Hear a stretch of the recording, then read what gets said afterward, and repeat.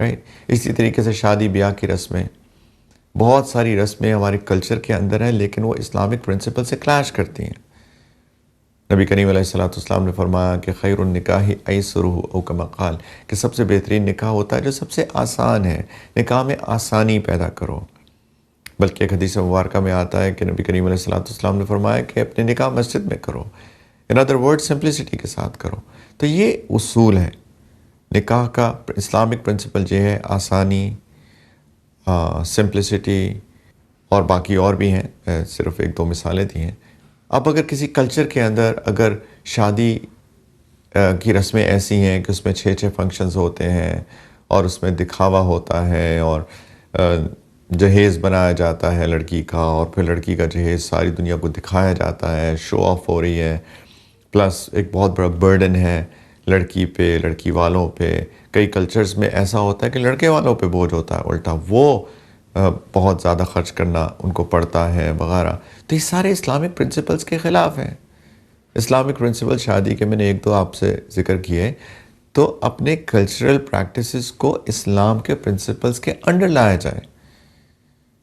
شادیاں کی جائیں کہ ان کے اندر سمپلسٹی آئے، ایسے شادی کی جائے کہ اس کے اندر دکھاوا نہ ہو، آسانیاں ہوں لڑکے والوں کے لیے بھی لڑکی والوں کے لیے بھی. رائٹ.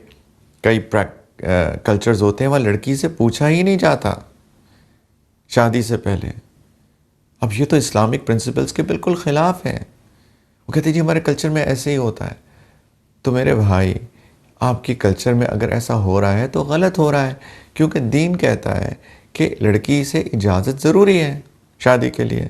بلکہ باقاعدہ ہماری فقہ کے اندر اس چیز کے بارے میں تفصیلات ہیں، ڈیٹیلز ہیں کہ اگر ایک لڑکی ہے جو پہلے سے شادی شدہ ہے، یعنی اس کی طلاق ہو گئی تھی یا بیوہ ہو گئی تھی، تو اب اس کی اجازت کیسے لینی ہے، اور اگر کسی لڑکی کی پہلی دفعہ شادی ہو رہی ہے تو اس کی اجازت کیسے لینی ہے.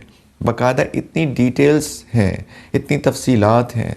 تو لڑکی کی اجازت ضروری ہے.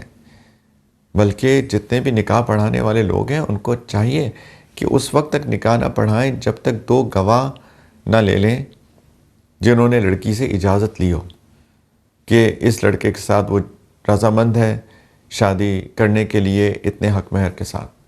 جب تک کوئی 2 لوگ گواہی نہ دیں اس وقت تک نکاح خواہ کو چاہیے کہ وہ اس لڑکی کا نکاح نہ پڑھائے. تو اگر کسی کلچر کے اندر ایسا ہے کہ وہ لڑکی کی اجازت نہیں لی جاتی، وہ کہتے جی ہمارے کلچر میں ایسے ہی ہوتا ہے، تو یہ غلط بات ہے، یہ دین اسلام کے خلاف بات ہے. تو اس کلچر کو ختم کرنا چاہیے. شادی کے بعد کبھی کبھی ایسا ہوتا ہے کہ کلچر میں ایسا ہے کہ جو لڑکا اور لڑکی ہیں، جو اب شوہر اور بیوی ہیں، وہ دونوں آپس میں کوئی ٹائم سپینڈ کر ہی نہیں سکتے. ایسے کلچر کو جانتا ہوں. ایک کلچر ایسا ہے جس کے اندر ایک مین سائڈ ہے، ایک ویمن سائڈ ہے، ایک مردان خانہ ہے، ایک زنان خانہ ہے.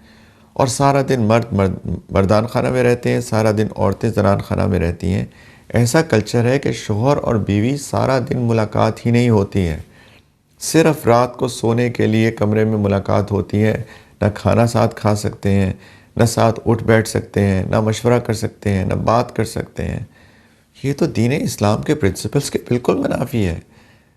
دین اسلام میں شوہر اور بیوی کا تو اتنا امپورٹنٹ رشتہ ہے.